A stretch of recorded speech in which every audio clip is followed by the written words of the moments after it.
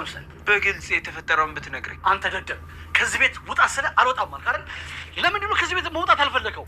አሃ አንተ ነህ እኔን ያስደበደብከው። ትናምት ነው ማንኛውም ይሞክር ዘሩርሳ ምን እየሆንክ ነው ጋሽ ግርማ? ተው እንጂ። እኔን ለማስደብደብ ሲሆን ዶላር ታዘዘልህ አይደለ? አቁም፣ ይበቃል። ምን እያልክ ነው አንተ? በቃ እያልኩ ነው። አንተ ሰውዬ ነው ያልከው? አዎ አንተ ሰውዬ። ከሚገባው በላይ ታገዝኩ፣ ከሚገባው በላይ አባበልኩ። ይበቃል። አባትህ ነኝ አንተ። አባትህ አትበለኝ፣ አባትህ አትበለኝ።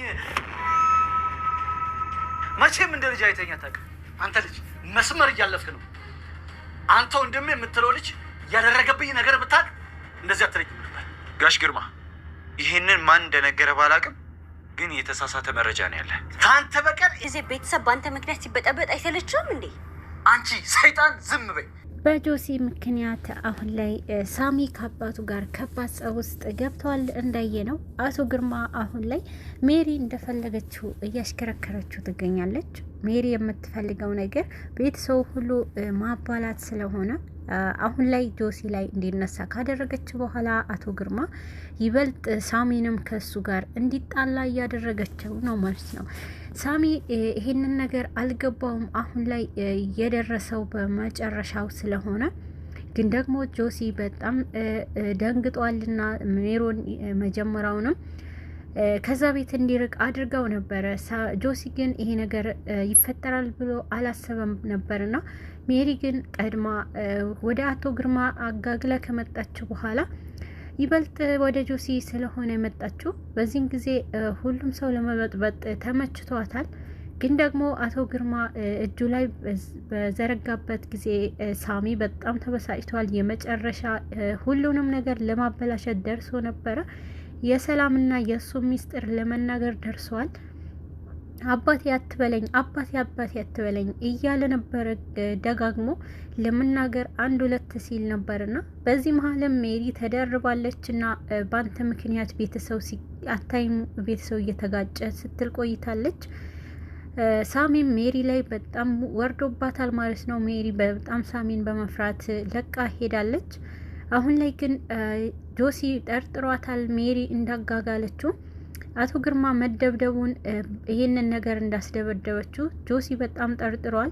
ግን ደግሞ ቀድሞ ወደ እሷ እንዳይመጣባት ነው አሁን ላይ እሳቱን ወደ ጆሲ የለኮሰችው። አሁን ላይ ሳሚ ግን በጣም ተበሳጭቷል። የአባቱ ይሄን ያክል ደረጃ ጆሲ ላይ እጅ ማንሳቱ በጣም አበሳጭቶታልና ይበልጥ በአካል አሁን ከዛ በፊት ያደረገው ነገር ከሰማ በኋላ ይበልጥ እሱ ላይ ንዴቱ ጨምሯል። ምክንያቱም ሰላም ላይና እናቷ ላይ ያደረገው ነገር ስሜታዊነት አድርጎታል። ሰላምንም ስለሚወዳትና ሰላምንም ስለሚያከብራት ነው አሁን ላይ ሳሚ በጣም እየተቆጣጠረ ያለው። ይበልጥ ደግሞ ለእናቱ ሲል ሳሚ አሁን ላይ በጣም ትዕግስተኛ ሆኗል። ትዕግስተኝነቱም ደግሞ ለእናቱ ሲል ነው። እናቱም ገዛ አባቱ በጣም መጥፎ ነገር እያደረገባት ነበረ ነው ብሎ እያሰበ ያለው። የእናቴ ሞት እሱ ነው ተጠያቂ። ስለዚህ ለእናቴ ስል አባቴንም በትዕግስቱ መረጃ እሱ ላይ ማግኘት አለብኝ በማለት ነው አባቱንም ፊት ለፊት እያየ እንዳላየ እያደረገ ያለው። አሁን ግን በጣም ስሜታዊ ሆኗል ሳሚ። ሁሉም ነገር ለማበላሸት ደርሷል። የአቶ ግርማ ፊት ለፊት ጆሲ ላይ መቅረቡ ይበልጥ የሳሚም እቅዶችና የሰላምም ፍላጎት ሊያበላሽበት ደርሶ ነበርና አሁን ላይ ግን ሰላምም ከአቶ ግርማ ጋር ቅርበቷን ታይተዋልና ምክንያቱም ቅርበቱ የሆነው የአቶ ግርማ አሁን ላይ ለሜሪ አስጠንቅቋታልና ያንን ያስጠነቀቃትንም ለሰላም በመንገርና ካሁን በኋላ ማንንም ሰው አይጎዳሽም በማለት ነበረና ለሰላምም የነገራት። ሰላም ግን ይሄ ነገር ለኔ በቂ አይደለም ነው ያለችው። በቂ እንዳልሆነ ሌላም ከዚህ በላይ ለሜሪ እንዲያስጠነቅቃት ነው የነገረችው። ብዙ ነገር አደርግልሻለሁ ብሏታል አቶ ግርማ። አሁን ላይ ሰላም የእውነት የወደደችውና ከሱ ጋር ሙሉ ህይወት እንደምትኖር ነው እያሰበ ያለው። በጣም እየታለለ ነው። ምክንያቱም እየተታለለ ያለበትንም ነገር አንደኛ ሰላምም ፍላጎቷ ለማሳካት እየተጠቀመችበት ነው። ሌላኛው ደግሞ አሁንም ቢሆን አቶ ግርማ ሜሪ ነበረች እኔና እሷን እንዳንገናኝ ያደረገችን ብሎ ስለሚጠረጥር ይሄ ነገር ለሰላምም ተመችቷታል ማለት ነው። ግን ደግሞ ሰላም ይበልጥ ከሳሚ ጋር መወያየት ከሳሚ ጋር ንግግር ካደረገች በኋላ እቅዶቿ ሁሉ በስነ ስርዓቱ እያደረገች ነው ማለት ነው። አቶ ግርማ ካሁን በኋላ ንግስት አድርጌ አኖርሻለሁ ነው እያላት ያለው። ከሷ ጋር ልጆችም ለመውለድ እንደሚያስብ ነው።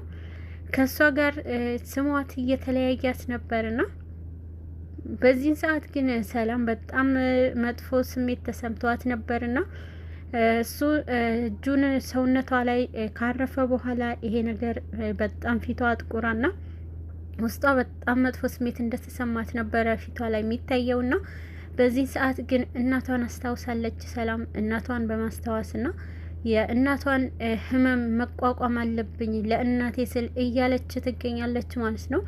አሁን ላይ አቶ ግርማ በጣም በህልም ቅዠት ውስጥ እየቃዠና ሰላምዬ እያለ በጣም መጥፎ የሆኑ ሀሳቦችን አርቆ ተደብድቦ ከመምጣቱ በጣም ደስተኛ እንደሆነ ነበረና ከሰላም ጋር የሚኖረው ህይወት ሲያቅድ የቆየው ሰላምም እያየችው ነበርና ደስተኛ ሆኖ ሲዘፍንን ምናምን በዚህ ሰዓት ሰላምን በጣም ይህንን ህልም ቅዠትህን አቅድ እያለችው ነበርና አሁን ላይ ሜሮን ይሄ ነገር ለምንድን ነው ብላለች። አሁንም ቢሆን ሜሮን በየሰዓት አቶ ግርማ በጣም ስለተቀያየረባት ጭንቀት ውስጥ አስገብተዋታል። ተለይተብኛል እያለችው ስለሆነ ይበልጥ ደግሞ ሰላምም ለጆሲን ይቅርታ እንዲጠይቀው አድርገዋለች። ጆሲን ይቅርታ መጠየቅ እንደማይፈልግ ነግሯት ነበረ። በዚህን ጊዜ ግን እኔን ማግኘት የምትፈልግ ከሆነ እኔን ማስደሰት ከፈለግ በተመሳሳይም ሰዓት ጆሲንም ሳሚ እንድትጠይቃቸው ይቅርታ ብለው ነበረ። ላንቺ ስል የማልሆነው የለም በማለት ነበረ በደስታ ወደ እነሱም ይቅርታ ለመጠየቅ የሄደው። በዚህ ሰዓት ግን ጆሲንም ሳሚም ይቅርታ ጠይቋቸዋል። ግን ደግሞ የዚህ ሁኔታው መቀየር በጣም ያሳሰባት ሜሮን ሁኔታው ሁሉ ምንድነው እየተፈጠረ ያለው ማመን አልችልም እያለች ነበርና በዚህን ጊዜ ግን አሁንም ቢሆን አቶ ግርማ ምንም አልታየውም።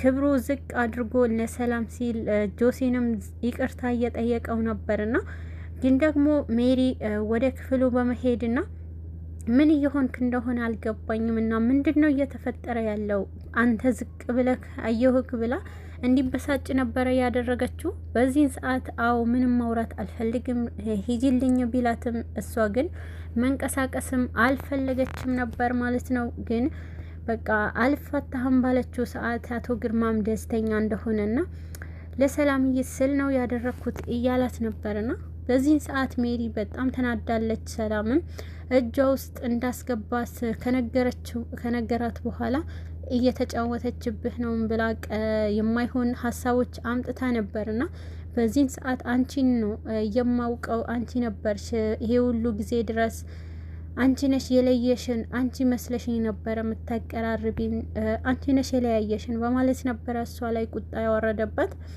አቶ ግርማ ጋሽ ግርማ ምንም አልገባኝም እኔ ነበርኩ እኮ ላንተ እንድትገናኙ የማደርጋችሁ በማለት ብታወራው ይመስለኝ ነበር እንጂ ትክክል አልነበርኩም ሀሳቤ በማለት ነው ጥርጣሬው እሷ ጋር እንዳለ ነገራት። በዚህ ሰዓት እመነኝ ትክክለኛው በመረጃ አሳይካለሁ ብለዋለች። ሜሪም እንዳለችው ይሄን ነገር በሌላ ተረታ የጆሲና የሰላምም ቅርርብነት አቶ ግርማ በአይኑ እንዲመለከት አድርገዋለች። አቶ ግርማ በጣም ተበሳጭተዋል። ሰላምም እያታለለችኝ ነው በማለት ሰላም ላይ ሌላ እርምጃ እንዲያደርግ ሜሪም ነግረዋለች። ሜሪ አሁን ላይ እውነት የምትፈልግህ ከሆነ ይሄንን ነገር አድርጊ አብረን እንኑር ወይም ሂጂ ከዚህ ቤት ውጪ ሻንጣ ይዘሽ በላት ነው ያለችው። አቶ ግርማ ይሄንን የሚለው ሀሳብ አልወደደውም። በዚህ ጊዜ ግን ግርማ ይሄ ካልኳት እሷ እውነትም መስሏት ሻንጣ ይዛ ብትወጣስ እኔ ከሷ ውጪ መኖር አልችልም ነበረ እያለ የቆየው አቶ ግርማ በዚህ ሰዓት ሜሪ እርግጠኛ ሆና እሷ ካንተ ውጪ ወዴትም አትሄድም ትክክለኛ ውሸታም ካልሆነች ወደ አንተ ትመጣለች ነበረ ያለችው። በዚህ ሰዓት አቶ ግርማም ደፈር በማለት ወደ ሰላም ያመራል። ሰላም ጋር በመሄድም በጣም ዋሽተሽኛል አዝኜብሻለሁ ነው ያላት። ሰላምም ምንድነው የሚያሳዝን ነገር ደግሞ ምን አደረኩኝ ትለዋለች።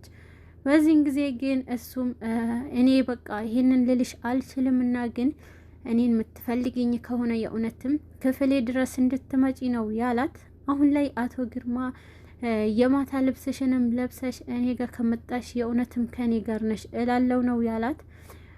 ሜሪ የማይሆን ሀሳብ ጭራበት ጭንቅላቱ ላይ አሁንም ሰላም ከዚህ ህይወት መገላገል አለብኝ ብላ ቢጃማሽን ለብሰሽ ወደ እኔ ላይ ነይ እንዳላትም ሰላም ወደ እሱ ክፍል ታመራለች ማለት ነው። አቶ ግርማ በጣም እየጠበቃት ነው። ዛሬ ለኔ ልዩ ቀን እያለ ነው ማለት ነው።